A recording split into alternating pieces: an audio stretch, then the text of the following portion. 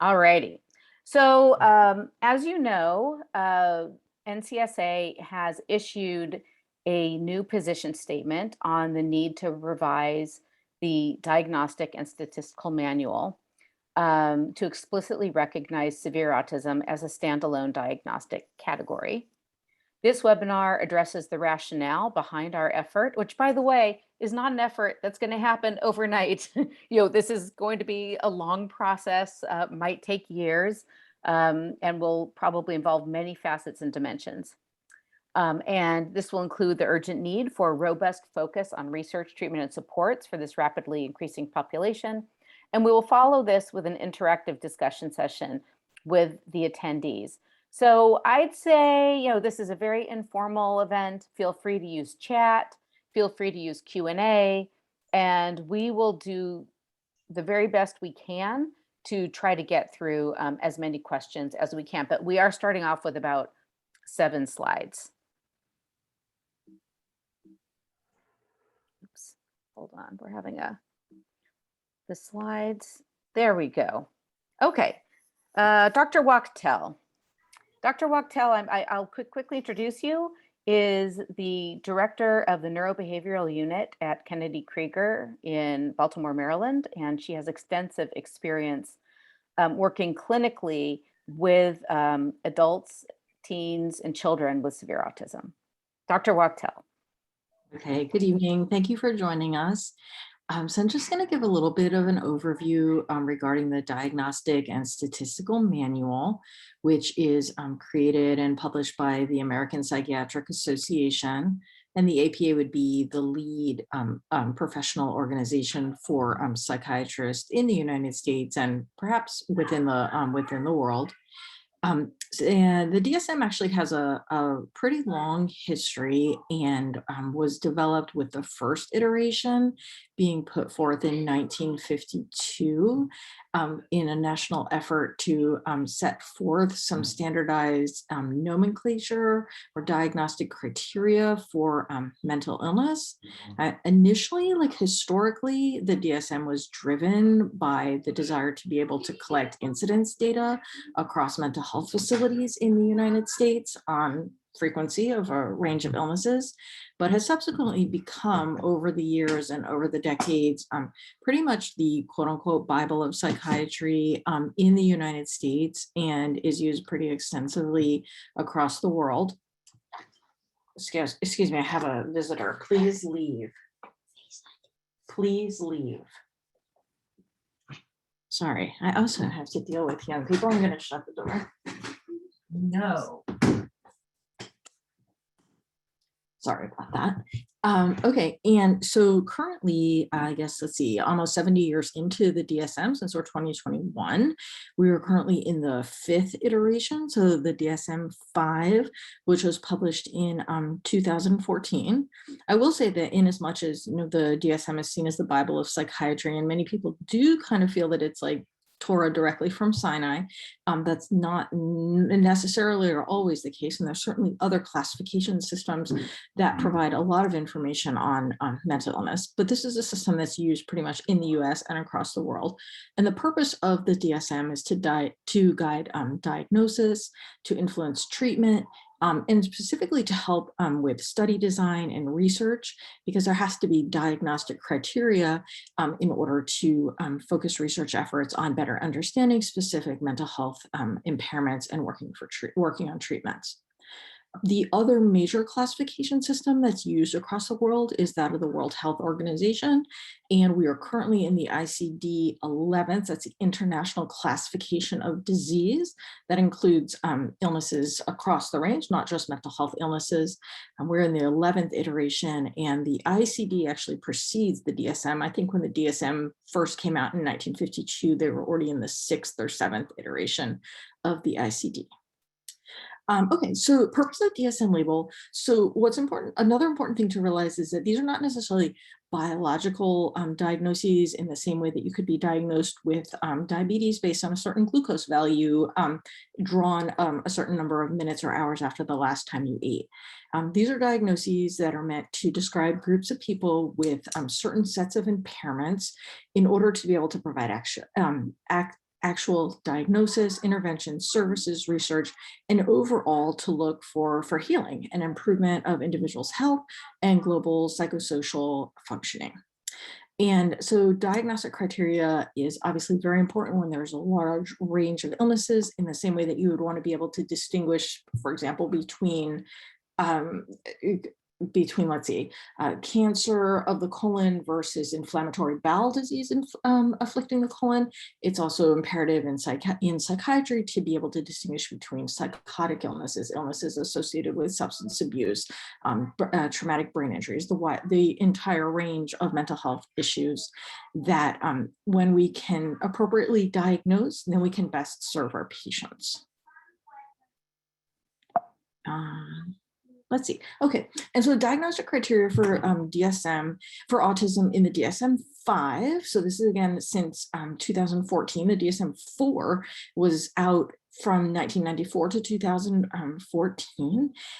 Really it was a change. So in the DSM-4, you had autism spectrum, you had Asperger's, you had childhood disintegrative disorder, you had Rett syndrome, and you also had pervasive developmental disability not otherwise specified. So childhood disintegrative disorder and Rett syndrome were subsequently recognized more as biologically driven, fully biologically driven phenomenon, and removed from the autism umbrella.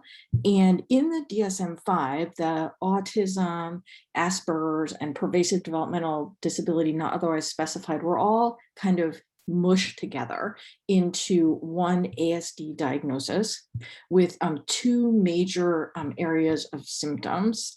The first being the persistent deficits in social communication and social interaction, and then the second being restricted, repetitive patterns of behavior, interests, and activities. It was imperative that symptoms be present from an early developmental period. So this diagnosis would not apply, for example, to somebody who had a traumatic brain injury as a teenager. Symptoms had to cause significant impairment across the board in multiple areas of functioning.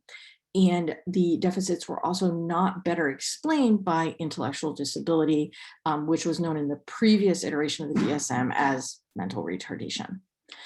Significantly in the DSM-5, it really was meant to still capture the range of presentations in autism, not only with a specifier of whether the individual had intellectual disability in addition to autism, but also looking at severity levels in terms of the level of support that people needed, ranging from substantial to just some, and really trying to focus on impairments from the more severe and overarching, all-encompassing impairments to those that were more manageable, particularly with sufficient supports in place. Yeah. Let's see, I think we're going to turn to the next slide. And it's Amy's turn. Thank you so much, Dr. Wachtel, for that great overview. Oh, I'm going to unmute you, Amy. Sorry about that. That's okay. Hi, everybody. So this next slide looks at the question of whether DSM-5 fails to achieve purposes of a diagnostic category, which is what we're arguing. And I just want to say it's not just us, and we may get to this in the Q&A, but this is part of kind of a general groundswell of pushback by researchers and clinicians and families and other providers that have found this singular diagnostic category to be increasingly meaningless, if not harmful. So why is that? Are the patients afflicted by a consistent set of impairments? No, not at all. In fact, there is such a tremendous range of functioning that can be included under this rubric. So the example that we give here is a professor like the quirky genius, model of autism, the doctor and the good doctor. He can have autism spectrum disorder, and someone like my son with minimal language and intellectual disability and a history of really aggressive and self-injurious behaviors and elopement and property destruction also has ASD. So for that reason, it's a pretty meaningless diagnostic category. Does it guide meaningful interventions and supports? No, because it would be completely different interventions and supports for the professor in our example than would be appropriate for my son. Does this provide a sound basis for research? No. And what we found, actually, Matt Siegel released a study on this a year or two ago, which was that most research really excludes people with severe autism, but they can make claims about autism because of the singular diagnostic category. So what most research relates only to higher functioning autism, and it isn't relevant to our population. So does it improve health and psychosocial functioning of those affected? No, again. And our population, severely autistic, is largely ignored and invisible and buried inside this larger abstract category.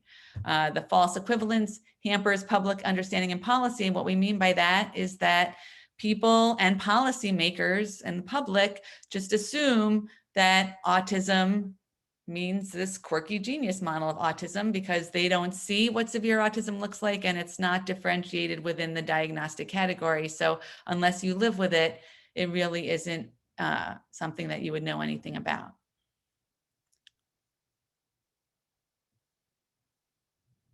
Yeah, and I would add here that, in reality, we really haven't seen meaningful improvements for this population. We haven't seen improvements in treatments. We haven't seen improvements in services, especially with the adult population. And then, in fact, we're sliding backwards because it's become so easy, I think, to sugarcoat or kind of talk euphemistically, about this population. And because because autism is something else, the people who actually make the policy might not even see the problem.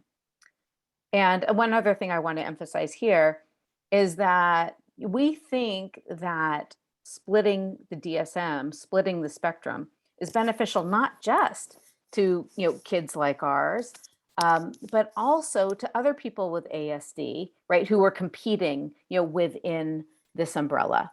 It's better for people with higher functioning forms of autism as well. It'll increase specific attention on their issues, and they deserve it too. All right, Amy, your turn. Yeah, right. That's what this next slide really gets at, which is we're not saying that people with higher functioning or autism are more mildly affected by their autism. We're not suggesting by any means that they do not have significant struggles or require specific supports. What we're saying is that those supports and struggles are qualitatively different from the ones that are faced by our population. In other words, it's not just that our population is more autistic than the higher functioning people, and it's just a matter of quantity. It's qualitatively different. So we just have a list of some of the issues that higher functioning folks might be facing, including, problems making friends, competitive employment, executive functioning, problems with making small talk and so forth. But then compare those to the problems that our population faces: a failure to achieve basic life skills, failure, basic communication, significant intellectual disability. This is lack of abstract thought, lack of safety awareness and self-care, disruptive and dangerous behaviors. And again, we'll keep coming back to this idea that these are qualitatively different problems. They require qualitatively different interventions. And these two, and there's just a problem with the fact that these two groups are kind of labeled with the same diagnostic category because it doesn't allow you to see these qualitative differences. Right. And something that I think is important to point out with this slide, it's obviously simplified, right? And so a lot of you are probably thinking like, well, what about all those people in the middle? Like, my friend Sam, I'll call him Sam, is kind of in between these two, right? He has a little bit of aspects of both. So I don't think any of us think for a second that there's a super clean dividing line, right, between the types of autism. I mean, throughout psychiatry, and I think Dr. Wachtel would agree, although you're free to disagree with me, you seldom find these super fine dividing lines, right? There's always shades of gray. There's always clinical judgment.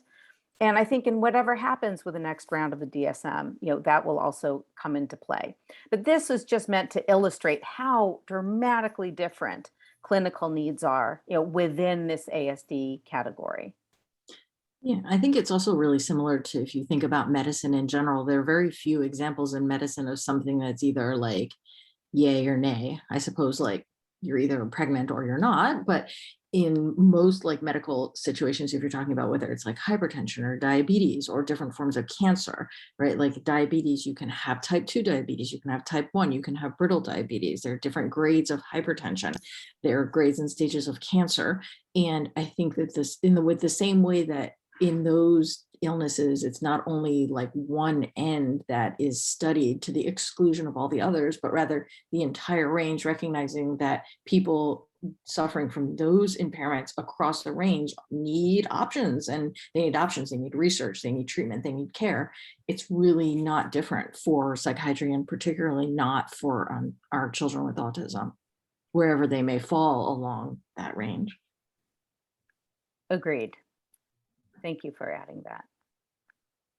All right, so moving on, what is it that NCSA proposes? Obviously, here we are saying that the DSM construct that we have now is not terribly practical, it's not terribly helpful. So what do we want? So I should direct you to our actual position statement, which is on our website, ncsautism.org. I didn't reproduce that position statement on these slides.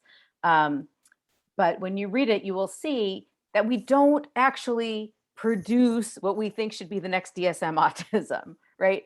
We didn't do that.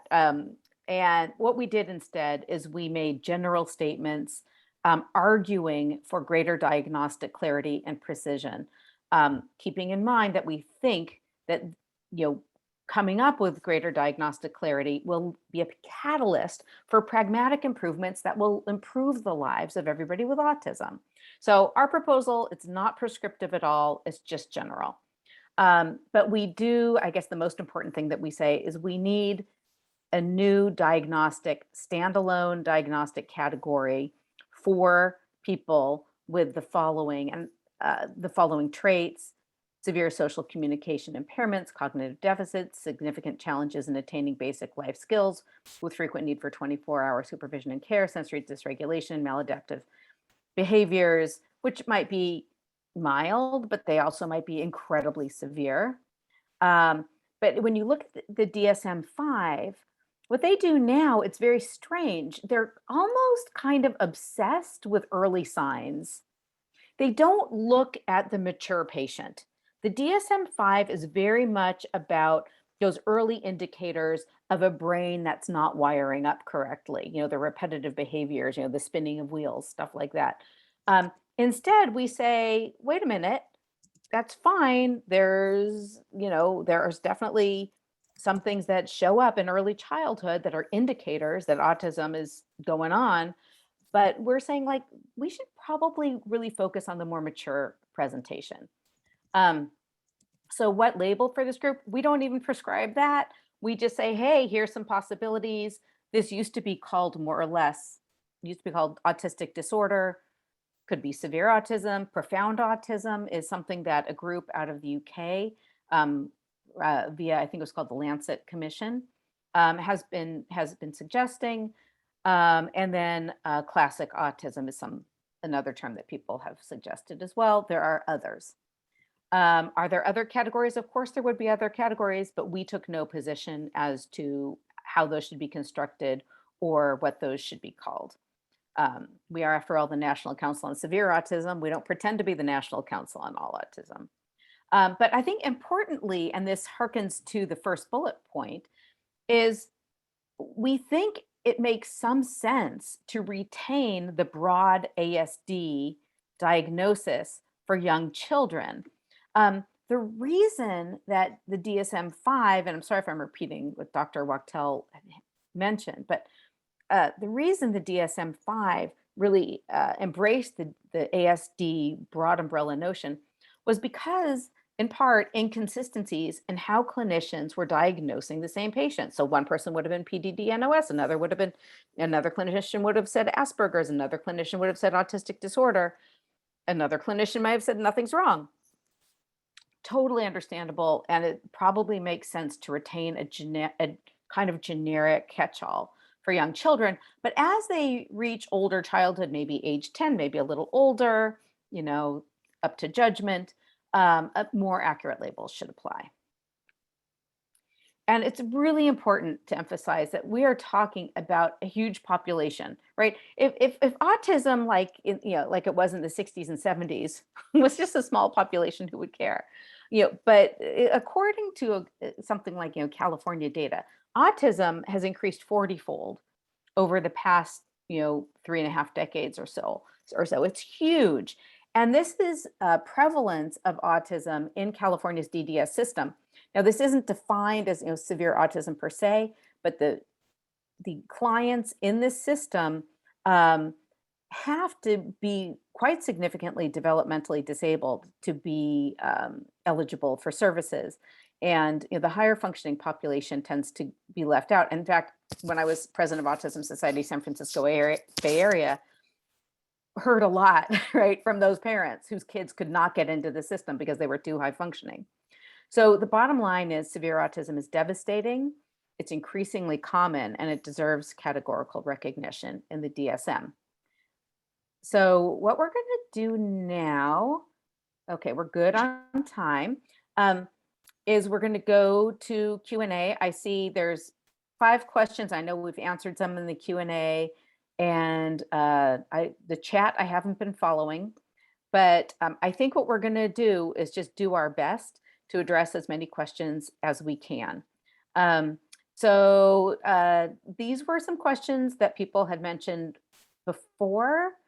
So I think, Amy, do you want to start with the first question, and then we'll go to Sure. the submitted questions? The first question, level of severity, is it enough? Yeah, okay. Is this enough? Well, no, obviously, or we wouldn't be here, would we? So it's a step in the right direction. It's nice, as Dr. Wachtel said, that the APA was trying to communicate that there are different levels and severity in autism. But as we've mentioned before, if you take one word away from this whole webinar, it's definitely going to be that the qualitative difference of severe autism versus higher functioning forms of autism. It's not just, our guys and girls are more autistic. But another problem is that it just hasn't been taken up by stakeholders. So when was the last time you said, oh, your kid's autistic too? What level? Mine is level 3 for perceptive behaviors, but only level 1 for social communication. I mean, that's not language that we use. So it's become essentially meaningless. All we say is that my kid's autistic, your kid's autistic, Ari Neiman's autistic, apparently Elon Musk is autistic, so it's not, it's really not a useful, these severity levels. Well, and maybe Dr. Wachtel can speak to whether these are used in a clinical setting more readily, but certainly for families, they really, some families are not given clinical levels. If they are, it washes over them, but it certainly isn't picked up in the public discourse around autism. Yeah, and I think clinically, like in many situations, we really do a disservice to patients. I think understandably, when a young child is diagnosed with autism as a toddler, that's a very difficult diagnosis to share. And of course, like every family receiving that diagnosis is going to hope that their child is going to become the quirky math professor at like Yale or MIT. They don't necessarily want to be thinking about someone who's going to require 24-hour care when they're 85 and their child is 60. And I think that that physicians, whether it's neurologists, pediatricians, psychiatrists, oftentimes are not as frank as they need to be with parents, particularly as time progresses. So sort of along the lines of what Jill was saying, it's difficult to know when a child is 18 months and old and starting in early intervention services exactly what their developmental trajectory is going to look like. But by the time that they're 10 years old, 12 years old, certainly 16 years old, it is pretty clear. And I think that because of the kind of the culture that we live in of political correctness, neurodiversity, kind of people hedging on really speaking the truth, which again doesn't follow a medical model, because no oncologist in their right mind would say that you have stage 1 breast cancer when you had stage 4. They would tell you the truth because they want you to get the best result and access the services that you need.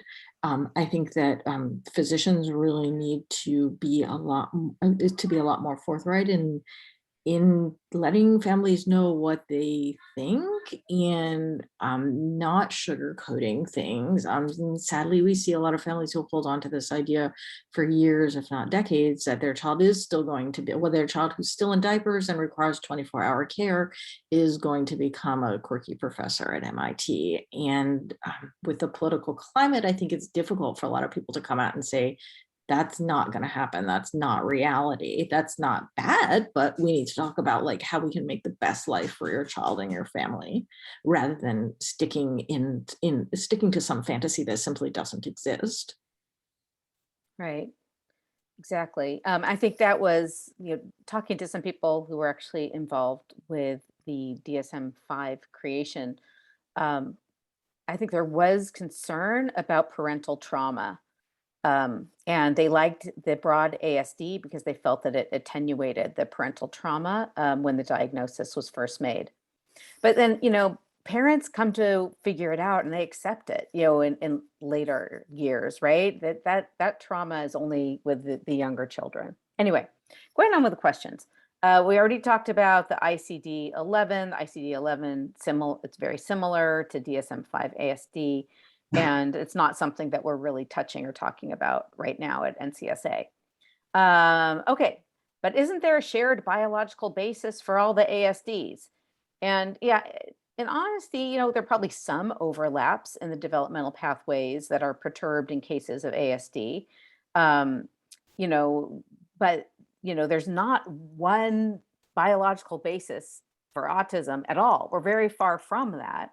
And the pathways that are seen in ASD are also often seen in intellectual disability, ADHD, OCD, learning disabilities, anxiety, and we don't lump all of those into one category. So the fact that there might be some overlaps in biology is really not enough to warrant a singular diagnostic category, because the phenotypes are so clearly different. And importantly, if you even look at genes, right? No gene can explain more than a tiny, tiny, tiny fraction, right, of the overall autism population. So, genetics certainly does not, suggest that there should be, one ASD category at all. To the contrary, it suggests there probably should be more like hundreds of ASDs. Genetics of autism is so polymorphic, and even among the small percentage of people whose autism is explained by a genetic abnormality, the pathways and the identified piece that went awry in those different syndromes is usually so different one from the other that it makes no sense at all that you would expect the ultimate outcome to be the same. Right. Last question pre-submitted. Will this hurt advocacy, right, if we split the spectrum? And we think no. We think it'll help everybody, as we mentioned before. And for example, look at the National Association on Mental Illness, NAMI. It represents a broad range of mental illnesses: PTSD, eating disorder, schizophrenia, borderline personality disorder, et cetera, et cetera. While each distinct disorder also benefits from retaining specific representation and advocacy and literature, clinical specialists, and research.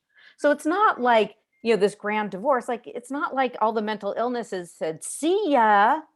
I mean, that's not true. They come together when it makes sense to come together, but they also are on their own when it makes sense to be on their own. You can have both. It's not either or. That's how we see it. So with that, let's turn to questions. Amy, do you want to go through some questions and take them or pitch them to Dr. Wachtel? I'll also start looking at the chat. Look at the question and answers. Yes. Okay. I will unshare my slides. Or you know what? I'm going to actually, go ahead, Amy. Don't listen to me. Okay. So the slides and the presentation are going to be available afterwards. Everything's being recorded, right? That was one question. Yes. Indeed. Okay. So Well, one question that's come up in a couple of the questions, and I don't know the answer to, is what, well, we've convinced them, not that anybody who's here needs to be convinced, but what's next? How can individuals help, move the needle? Who should they be contacting? What can we do about this? What can individuals do about this besides, on an individual level? Well, on an individual level, well, let's just say this. This is, again, not something that's going to happen overnight, right? Certainly NCSA will be in contact with people who are influential in the shaping of the diagnostic criteria. If there is a way for individuals to then chime in, some people have suggested a petition. We can do that as well. We aren't there yet. I mean, we just published our position statement.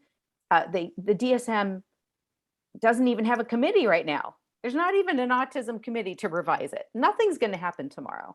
So this will unfold over time. Amy, did you want to say something else on that?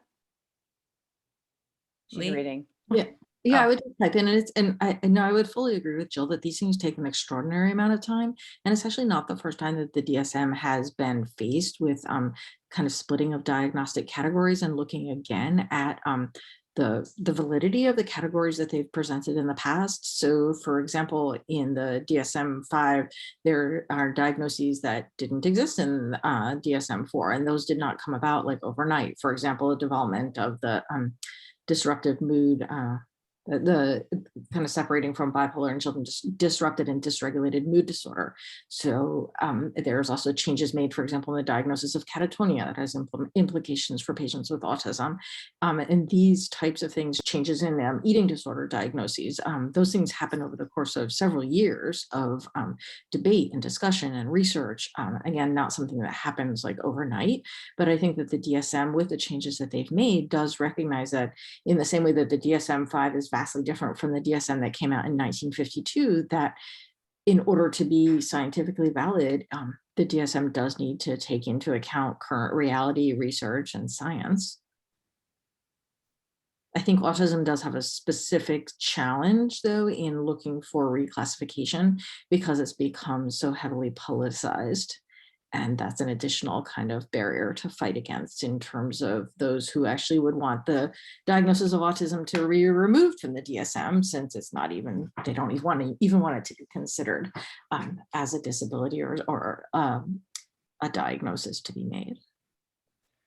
Yes. Yeah. Do you think it's been politicized? Just a little bit. That's sad. Well, there are several questions in the chat and in the Q&A that point to the elephant in the room. I think somebody actually used that phrase of the neurodiversity movement and its impact on this conversation. That might be too big, to talk about here. Jill, I don't know if you want to say anything about, clearly, as Lee said, there would be pushback from the neurodiversity movement about separating out severe autism because they are very invested in repudiating the idea that there's any such thing as severe autism. They believe that functioning is fluid and somebody might lose the ability to speak temporarily. And, it's kind of a lot of crazy rhetoric, I think, coming out of that side. And I don't know if we need to say any more about it, except to say that that's true, that it is, they will be opposing any movement to pull out, to separate those diagnoses.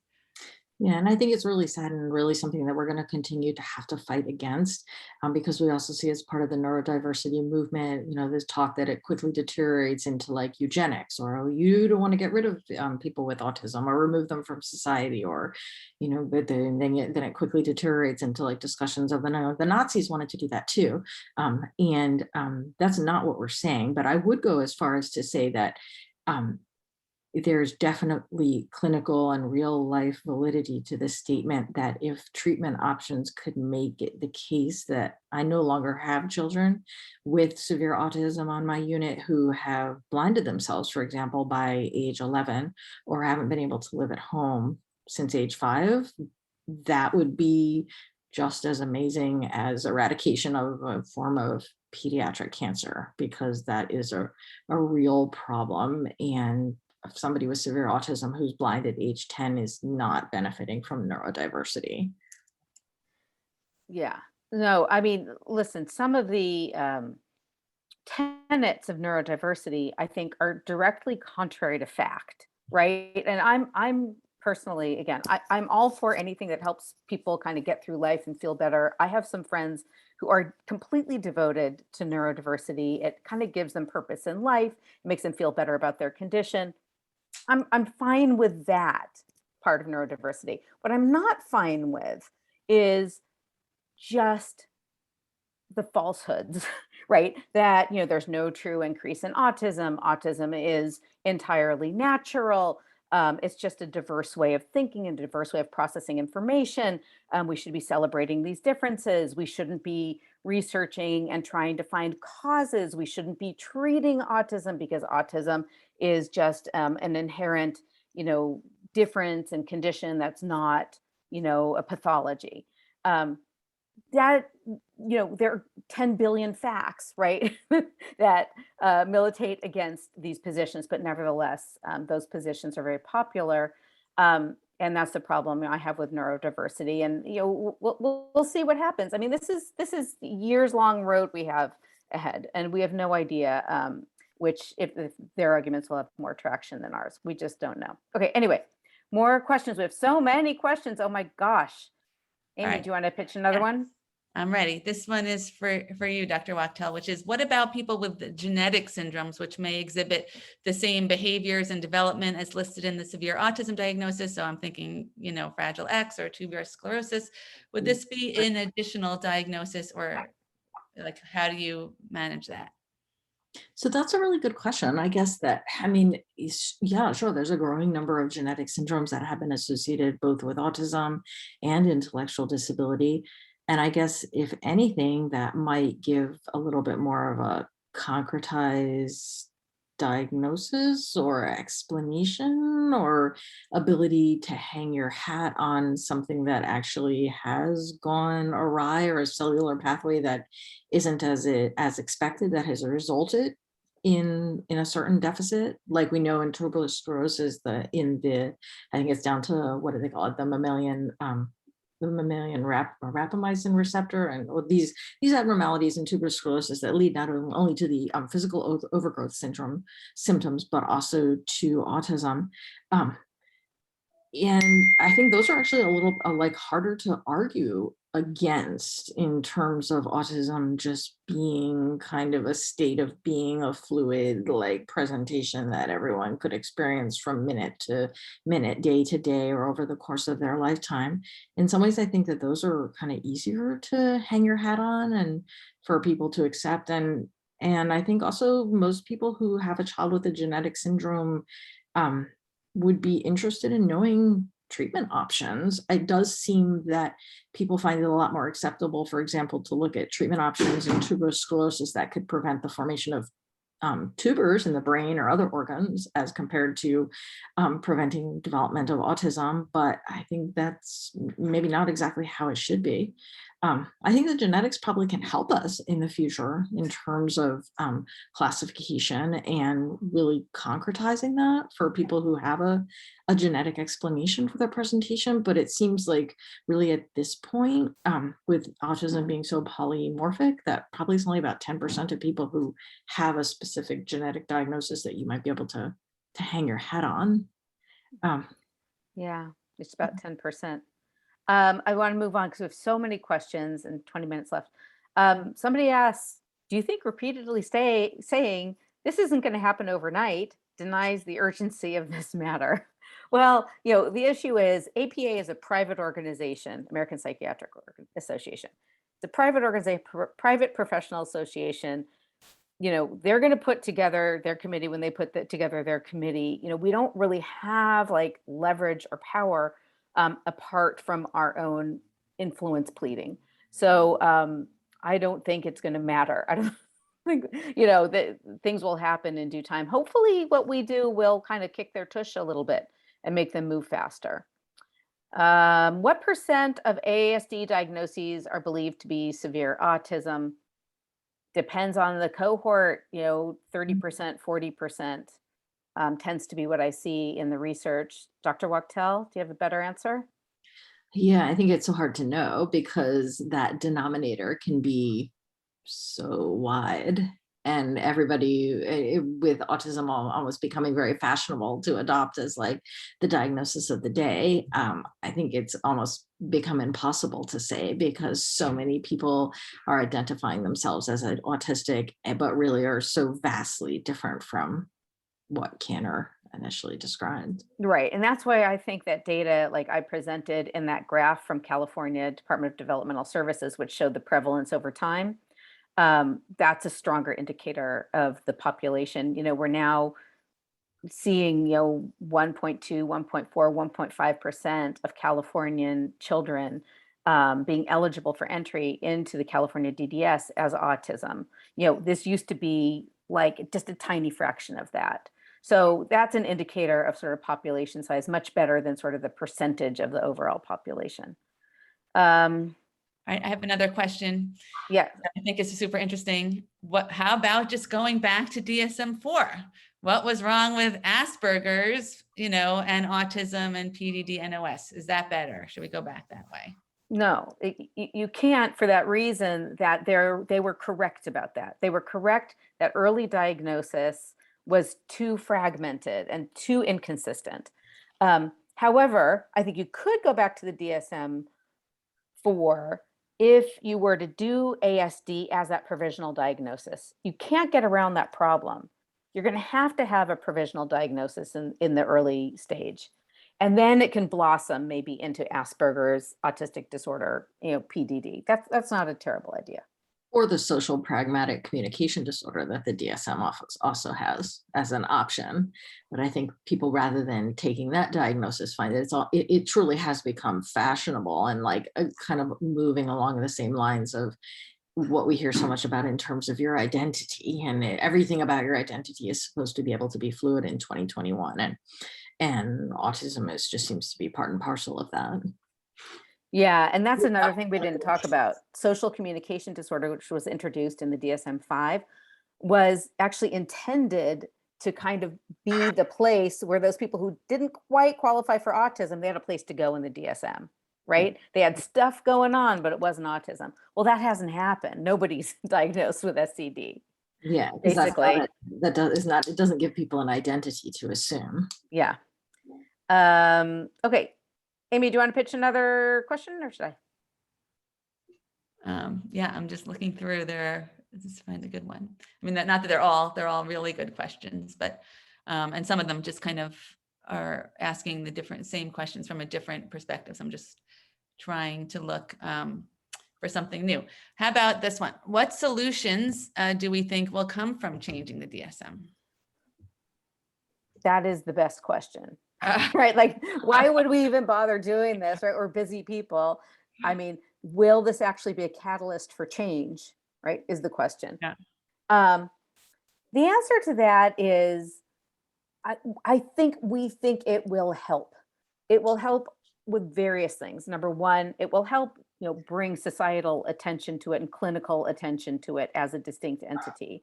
So, one problem we have now, and if anybody watched the IACC meeting today, which is the Federal Advisory Committee on Autism, they had a meeting today. Like 95% of the content of that meeting had nothing to do with our population, right? But nevertheless, it was about autism. But now imagine a scenario where Congress hadn't told this committee to provide advice on autism, but they told the committee to provide advice about severe autism, right? In addition to other things as well, but severe autism. You would have a completely different meeting. You would have a completely different set of focuses, of priorities, of speakers, everything, right? That is essential. I mean, we are completely invisible, right, in the federal, advisory halls because, they're talking about autism, even though they're talking about something that has nothing to do with kids like ours. So that's just one example. Another example, which is what Dr. Wachtel talked about earlier, is research. I mean, my goodness, it's amazing how I read research like all day. I'm the biggest geek on the planet, right? And I read research all the time that's autism research that has absolutely no relation, right, to 30 to 40% of the spectrum, but nevertheless it's called autism research. Well, what if there was a journal about severe autism? What if there were conferences about severe autism? What if there were, clinical specialties and research specialties on severe autism? That would change the game completely, right? But we don't do this now because it's all autism and we can hide behind, research that's directed at a completely different population. Amy, what do you think? Amy's reading questions. Yeah, I am going through these questions, but Okay. yes, I completely agree. Someone Yeah. posted in the question as to whether or not using the severe autism diagnostic criteria is kind of a ploy to help address the Olmsted issue. And I think that, yeah, that's another like elephant in the room, not just in terms of placements, but just in services at large. And that is something that I'm reading through the questions as well. It seems to be a very common thread running through, is that when you don't have a diagnosis that can capture the needs of those children, and those needs can be very significant, then there's no, if the diagnosis doesn't exist, there's no reason for services to be there. And sadly enough, services are sorely lacking across the lifespan for children with severe autism. I mean, it's never been worse. Like since the beginning of the pandemic, ERs are saturated across the United States with people with severe autism in crisis who cannot get help. And then as you advance through the life cycle, the adult placement issue and having an option for dignified, safe, and meaningful living that doesn't involve necessarily living at home until your parents are elderly. Those options don't exist. And that is a true crisis and absolutely something that needs to be addressed. Yeah, that's probably the biggest issue, right? Which is we need policies that are actually responsive to this reality. I mean, I will say for my own son, he's a 22-year-old young man with severe autism. He doesn't qualify for any autism services right now, even though he has autism, right? But he's too severe. So, the label in itself is not doing us any good.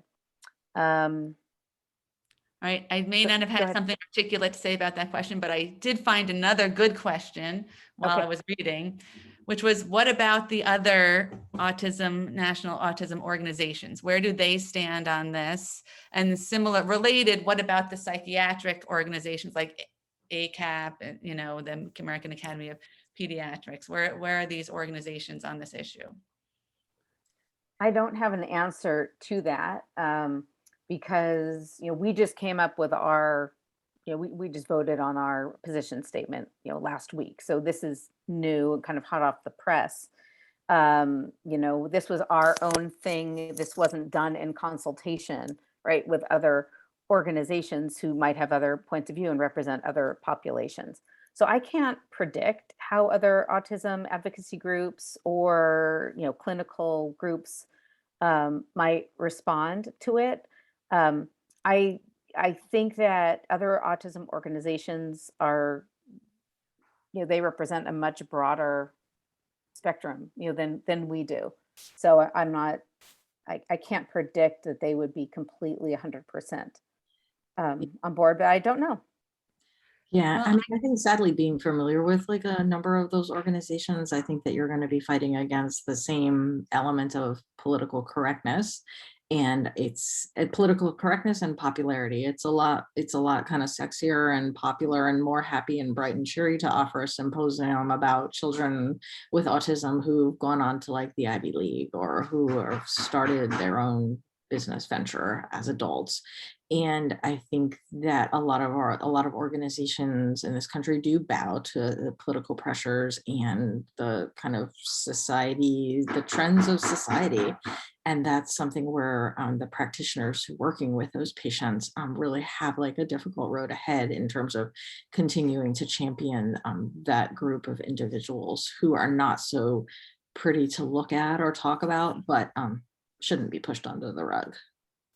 Right. But I would also say that I'm maybe more optimistic about forming these alliances. I believe that there are other organizations that we consider to be allies in a lot of our fights, like the Autism Science Foundation, like VOR, which is not focused on autism necessarily, but there are definitely many families with autistic children there who are severely affected. And also, I'm just seeing this come up a lot in, like I said, in the research and clinical community. And so what we're expecting soon is Kathy Lord, the autism researcher Kathy Lord has been on a just a research group with the Lancet, and they're about to issue their call to introduce profound autism as a category. So, and they have very specific criteria, which Kathy Lord has talked about in presentation. So I'm not, I'm not breaking something early. It just hasn't been published yet, but I'm expecting that once that comes out, I think it really will be, it's part of a general movement to say this overall autism spectrum diagnosis is not useful, and they like profound autism. We've obviously used severe autism in the title of our organization, but the idea that we do need to carve up the spectrum is not unique to us. And I think we will be seeing that kind of snowball. And I can't guess how ACAP is going to respond, or the APA, but I think that anyone who deals with severely autistic population in a clinical or research setting realizes that this makes absolute sense and is long overdue. So we'll see the alliances that form going forward. Maybe it won't be as long a process as Jill is predicting. Here's a question. Could we use the paradigm of global developmental delay, in which IQ is felt to be fluid until 5 or so years of age?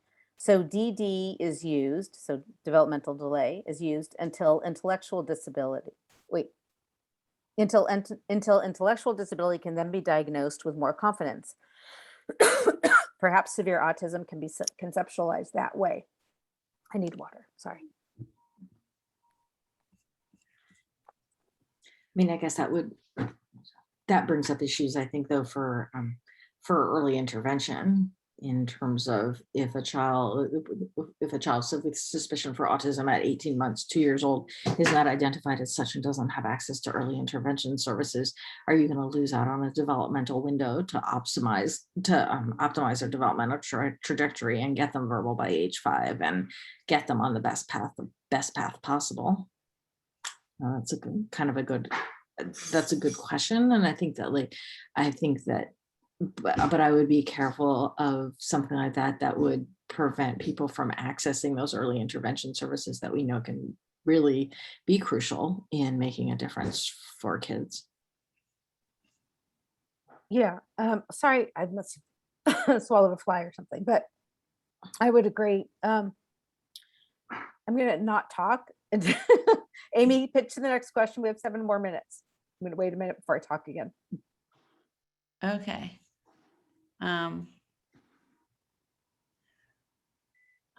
Well, there are a bunch of questions about the severe autism video that we were involved in producing. So I just want to recognize that for those of you who don't know about that, NCSA was one of several groups that was involved in sponsoring a very short 6-minute video about severe autism. And I'm trying to remember now that, of course, the website where it's posted on our website, and it's meant to be used for advocacy purposes, to take to providers, policymakers, elected officials, and so forth, just to document what severe autism looks like, the types of behaviors that we see in this population, how extreme they can be, and how difficult for parents to manage them. And so I see lots of very sad comments in the chat and in the Q&A about the inability to get support. Jill talked about her own son not being able to get support, about the risks that providers take in working with our kids because they might get hurt. And all I can say is, yes, we hear you. And, if you're engaged in that kind of advocacy with decision makers who are have listened to there is no such thing as severe autism, or are not experienced with kids like yours, please, feel free to show them this video. And, you know, Jill and I do a lot of writing, and I can say we've written a lot about this, and I can write until my fingers fall off, but nothing will have as much impact as seeing kids engaged in these behaviors. So just wanted to point you in that direction. Okay, not sure if I've recovered my voice. Yes, I sort of have. Sorry. Somebody asked about kind of stigma that could attach to a severe autism label. There is a danger that focusing on severe pushes our kids from being negated, being brushed to the side, and being pushed into custodial care, medicated, restrained, and back in diapers. It is not an exaggeration. You know, I think it's a good question. Nobody wants to be stigmatized at all. I think that, you know, the label in and of itself would not have that effect. Like, I can't imagine a scenario in which there would be some edict that everyone with severe autism has to be institutionalized. I can't imagine that being the case. I mean, people, it is just a label that, you know, reflects something about the traits of the individual. It's not meant to harm them in any way or exclude them or any way or push them aside in any way. So yeah, I mean, I think that if you look at, and Dr. Wachtel could speak to this better than any of us, but there is this kind of hamster wheel of revolving diagnoses in, you know, the area of sort of cognitive deficiency and impairments. You know, and we saw this, for example, with mental retardation, you know, which got pushed off in favor of intellectual disability because nobody liked the stigma of mental retardation. And, you know, this could happen with other labels as well. I don't have a great answer to it. I think that's a problem across the board, though, not just with severe autism. Yeah, well, and I think like when you think about like the example of intellectual disability as compared to mental retardation is a really good case in point, because before mental retardation, I mean, if you wind back time to like literature from like the late 19th century or even the first half of the 20th century, that was referred to as you know, idiocy of childhood or imbecility. And obviously those are very pejorative, ugly terms, although maybe they didn't carry that pejorative nature like when they were used at that time. But yeah, nobody would advocate using those types of words. And I think mental retardation or the R word, the retard word also developed that kind of pejorative character, and intellectual disability was meant to replace that, but still give like credence and give diagnosis to people who actually meet the criteria, who have the deficits in adaptive skills and whose IQs are below like certain thresholds. And but unfortunately, I think that's what's happened is that's been seen that that whole section, whether it's mental retardation or intellectual disability, cognitive deficits, is seen as so negative and a negative label that you don't want to give, that people avoid it. And when a diagnosis of autism is given, I mean, the DSM says you should clarify, does the child have intellectual disability or not? And sometimes you have to call a spade, and not calling a spade has really significant implications for people getting the care that they need. Personally, I think it's also, again, it's like a discrepancy in medicine. Like if you look in my like medical chart, it's written that I have severe myopia. I mean, my eyesight is really bad. And, you know, my dad doesn't like to hear it, but he has like severe congestive heart failure. He doesn't like having that diagnosis, but he recognizes that this is like the medical truth. And there's no other case in medicine, like if you have like, God forbid, stage 4 cancer, they're not going to write down or tell you that you have like stage 1 just to like make you feel better. There's really something to be said for like calling a spade in order to get people the help that they need. And that's like that's really like the medical model. And I mean, like, do I wish I had better vision? Sure. But like, it's great that there are people who, like, you know, if I wanted to have laser surgery, there are specialists in like very severe myopia who can like do that safely. So yeah, I really encourage people whenever they talk about this to go back to like medical models that we accept for everything else. Now, of course, you know, then you can say, we get back to these advocates who say that, well, this is not a medical issue, it's just all like diversity and identity. And sometimes you have to kind of just like bite your tongue because you don't want to be perceived of as politically correct. But in a clinical sense, I mean, as a physician, you do have a duty at times to act in a clinical manner rather than bow to like political correctness and this PC culture. Yep.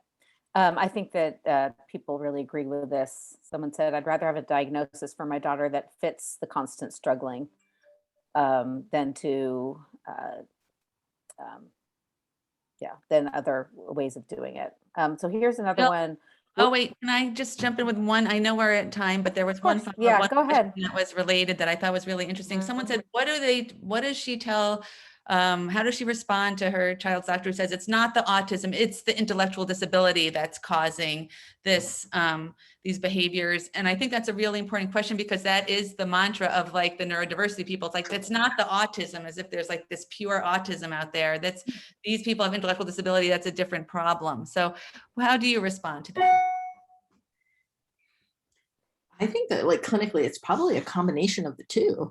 And I think it's really difficult to actually like extirpate one from the other, because most of the individuals that I would see with these challenging behaviors, they have autism and they have intellectual disability, and probably both are fueling that. So they may have the social communication deficits of autism that lead them to engage in repetitive behaviors in the first place, but then the cognitive delays and lack of response to like normal like environmental contingencies that other kids do respond to and allow them to develop on an expected trajectory are just absent. And I don't know if it's actually like one or the other. I think it's really both. And having autism and intellectual disability makes the autism all the more difficult to manage. I mean, there really is a lot for people can talk until the cows come home about like IQ tests being like ableist, but at the end of the day, like having fewer IQ points is a significant disability and makes your life a lot more challenging. That's right. You know, I'm friends with a lot of people with intellectual disability who don't have autism. Most of them have Down syndrome, but some have some other, genetic chromosomal disorders. And their intellectual disability doesn't cause these behaviors. It doesn't cause these repetitive behaviors, the looping, the need for sameness, the inability to deal with a new situation, the lack of sort of social reciprocity, the emotional outbursts, the property damage, the kinds of things that like I see in my own kids. So it's a completely different beast. My kids, sure, of course, they have intellectual disability, but that's not it, right? I also think that we focus too much on labels. I mean, what's happening is, a brain that didn't wire up correctly, whatever happened, the brain didn't wire up correctly to do this. We don't think about it enough as a biological phenomenon, and we think we obsess too much about labels. But anyway, I think we'll do like 2 more questions. We're going to go over time just a little bit, but there's so many questions, I can't help it. Will there ever be an NCSA Day in Washington, D.C., where we rush our senators and reps? 2022 is a big election year, especially here in PA. Well, I should say, this particular quest of ours really is not directed towards our legislators. This is directed towards a professional association called the American Psychiatric Association. And are there other issues that we want to bring to the Hill? Absolutely. Will we ever have a day on the Hill? Absolutely we will. Now that COVID issues are kind of going into the background, I'm sure that we will plan that and we will announce it when that happens. Okay, let's do one more. Amy, do you see one you want to do? And then we'll wrap it up. Oh, here's a good question. Sorry. I would hope that being labeled as severe would allow providers to bill at a higher rate and provide more supports to those individuals. Okay, so this is a huge thing, like not just in insurance, but also, with Medicaid funded supports.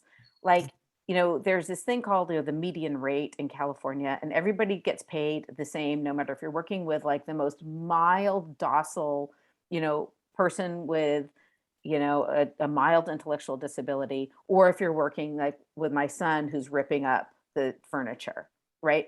And this is a real problem. And I do think that different labels, will help people be more realistic in how we think about what supports and at what cost, right? we will need, in the future moving forward. So yeah, I think that modeling, projecting, all of that would be a lot more precise.